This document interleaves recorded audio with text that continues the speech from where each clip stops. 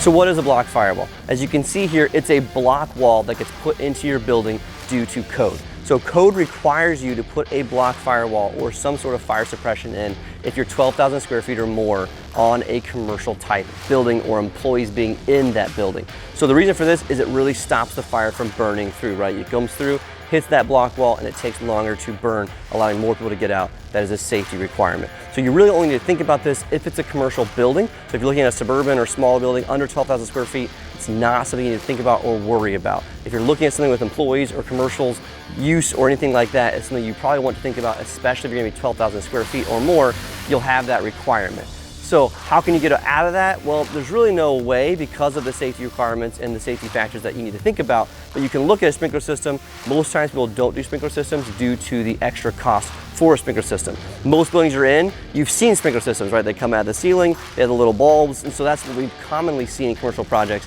Block walls, you might not even know they're there because they're built in and built around. So they're the thicker wall, but if you're not really paying attention, you might not actually see it. So in any commercial use or use with employees that are over 12,000 square feet, you have to do this. So this is gonna be added cost to your project, but something that you need to be aware of as you think about the design and the function of your building, where if you can go less than 12,000 square feet, you can save a lot of money.